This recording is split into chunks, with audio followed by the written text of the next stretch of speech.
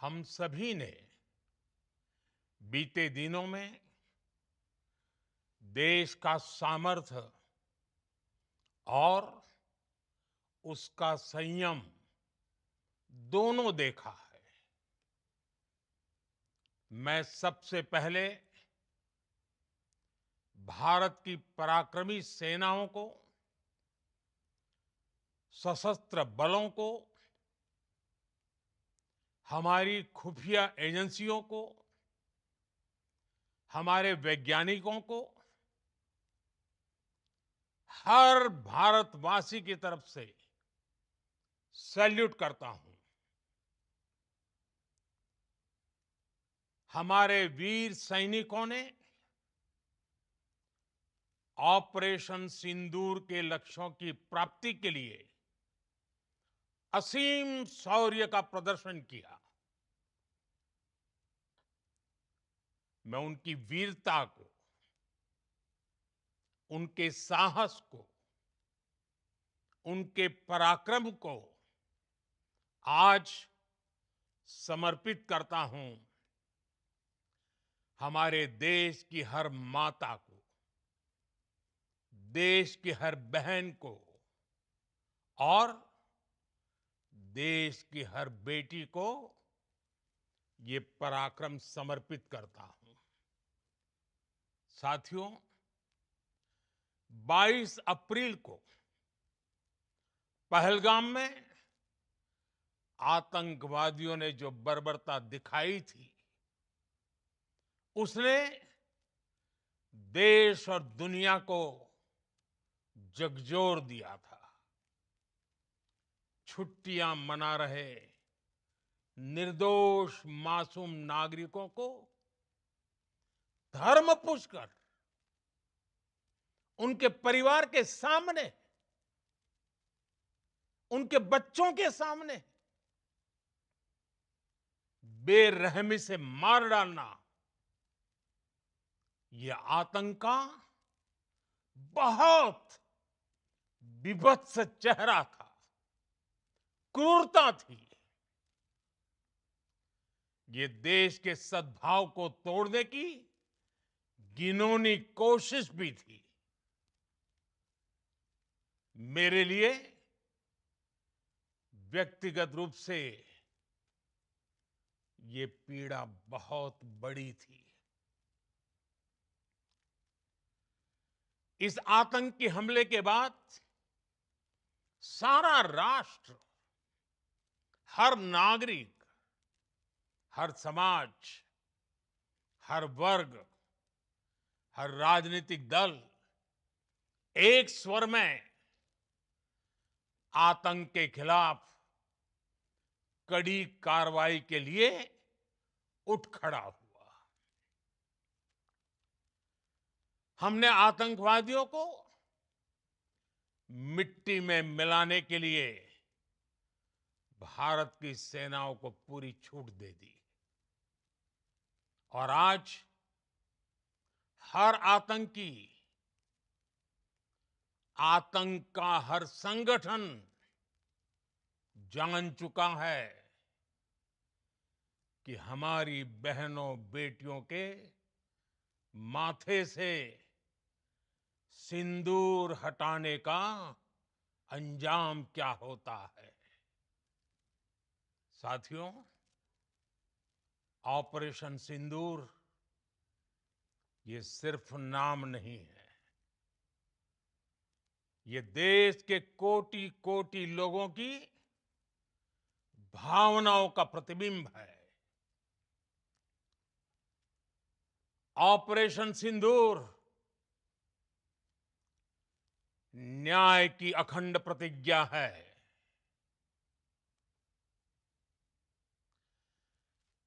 6 मई की देर रात, 7 मई की सुबह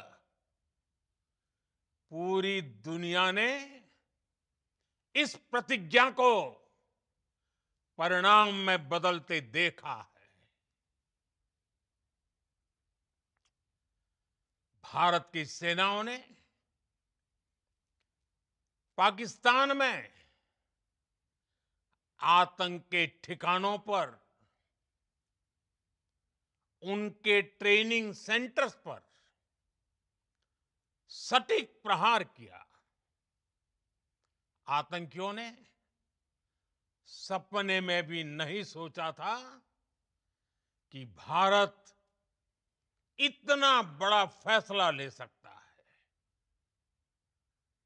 लेकिन जब देश एकजुट होता है, नेशन फर्स्ट की भावना से भरा होता है, राष्ट्र सर्वोपरि होता है,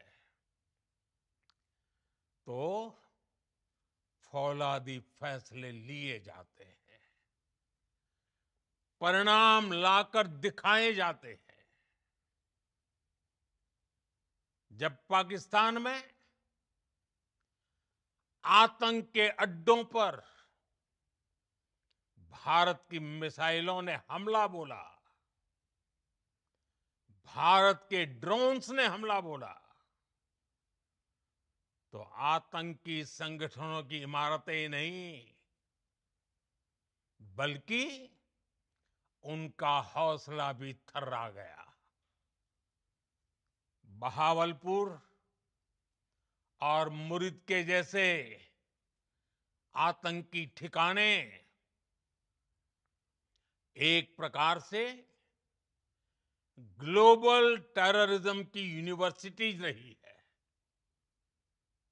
दुनिया में कहीं पर भी जो बड़े आतंकी हमले हुए हैं, चाहे 9/11 हो,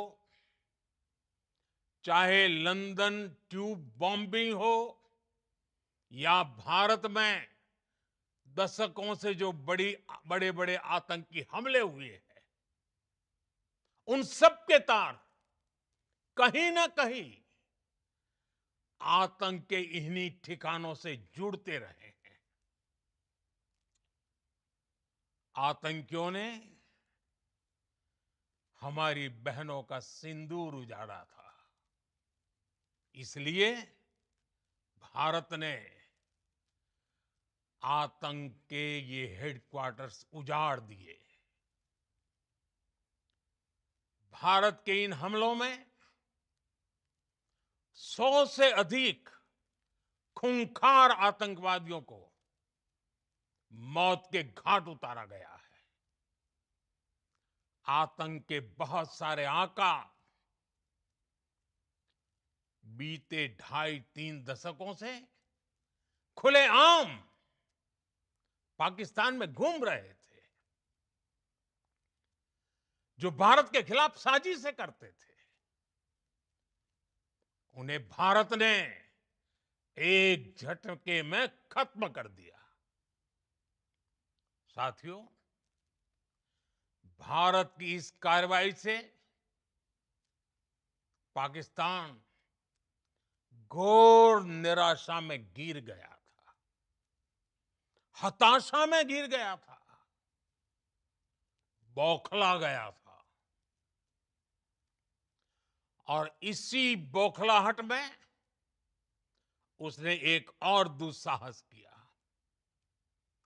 आतंक पर भारत की कार्रवाई का साथ देने के बजाय पाकिस्तान ने भारत पर ही हमला करना शुरू कर दिया। पाकिस्तान ने हमारे स्कूलों, कॉलेजों को, गुरुद्वारों को, मंदिरों को, सामान्य नागरिकों के घरों को निशाना बनाया। पाकिस्तान ने हमारे सैन्य ठिकानों को निशाना बनाया। लेकिन इसमें भी पाकिस्तान खुद बेनकाब हो गया। दुनिया ने देखा कि कैसे पाकिस्तान के ड्रोन्स, पाकिस्तान की मिसाइलें भारत के सामने तिनके की तरह बिखर गई। भारत के सशक्त एयर डिफेंस सिस्टम ने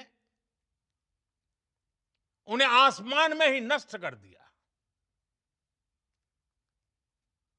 पाकिस्तान की तैयारी सीमा पर वार की थी, लेकिन भारत ने पाकिस्तान के सीने पर वार कर दिया। भारत के ड्रोन्स,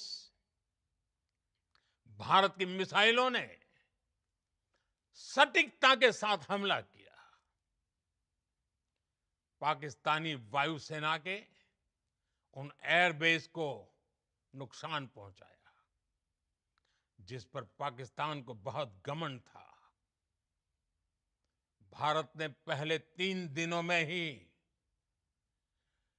पाकिस्तान को इतना तबाह कर दिया, जिसका उसे अंदाजा भी नहीं था। इसलिए भारत की आक्रामक कार्रवाई के बाद पाकिस्तान बचने के रास्ते खोजने लगा। पाकिस्तान दुनिया भर में तनाव कम करने के लिए गुहार लगा रहा था, और बुरी तरह पीटने के बाद इसी मजबूरी में 10 मई की दोपहर को पाकिस्तानी सेना ने हमारे डीजीएमओ को संपर्क किया। तब तक हम आतंकवाद के इंफ्रास्ट्रक्चर को बड़े पैमाने पर तबाह कर चुके थे। आतंकियों को मौत के घाट उतार दिया गया था। पाकिस्तान के सीने में बसाए गए आतंक के अड्डों को हमने खंडहर बना दिया था। इसलिए जब पाकिस्तान की तरफ से गुहार लगाई गई, पाकिस्तान की तरफ से जब ये कहा गया कि उसकी ओर से आगे कोई आतंकी गतिविधि और सैन्य दुस्साहस नहीं दिखाया जाएगा, तो भारत ने भी उस पर विचार किया। और मैं फिर दोहरा रहा हूं, हमने पाकिस्तान के आतंकी और सैन्य ठिकानों पर अपनी जवाबी कार्रवाई को अभी सिर्फ स्थगित किया है। आने वाले दिनों में हम पाकिस्तान के हर कदम को इस कसौटी पर मापेंगे कि वो क्या रवैया अपनाता है। साथियों, भारत की तीनों सेनाएं, हमारी एयरफोर्स, हमारी आर्मी और हमारी नेवी, हमारी border security force BSF, Bharat के अर्धसैनिक बल लगातार अलर्ट पर है। सर्जिकल स्ट्राइक और एयर स्ट्राइक के बाद अब ऑपरेशन सिंदूर आतंक के खिलाफ भारत की नीति है। ऑपरेशन सिंदूर ने आतंक के खिलाफ लड़ाई में एक नई लकीर खींच दी है, एक नया पैमाना, न्यू नॉर्मल तय कर दिया है। पहला, भारत पर आतंकी हमला हुआ तो मुंह तोड़ जवाब दिया जाएगा। हम अपने तरीके से, अपनी शर्तों पर जवाब देकर रहेंगे। हर उस जगह जाकर कठोर कार्रवाई करेंगे जहां से आतंक की जड़ें निकलती हैं। दूसरा, कोई भी न्यूक्लियर ब्लैकमेल भारत नहीं सहेगा। न्यूक्लियर ब्लैकमेल की आड़ में पनप रहे आतंकी ठिकानों पर भारत सटीक और निर्णायक प्रहार करेगा। तीसरा, हम आतंक की सरपरस्त सरकार और आतंक के आकाओं को अलग अलग नहीं देखेंगे। ऑपरेशन सिंदूर के दौरान दुनिया ने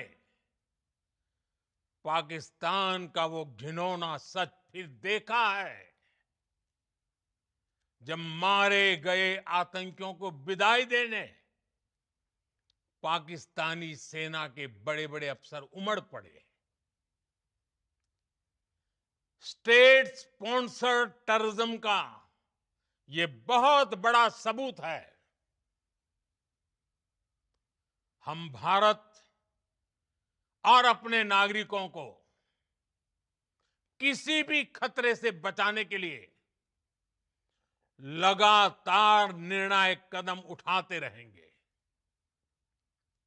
साथियों, युद्ध के मैदान पर हमने हर बार पाकिस्तान को धूल चटाई है और इस बार ऑपरेशन सिंदूर ने नया आयाम जोड़ा है। हमने रेगिस्तानों और पहाड़ों में अपनी क्षमता का शानदार प्रदर्शन किया और साथ ही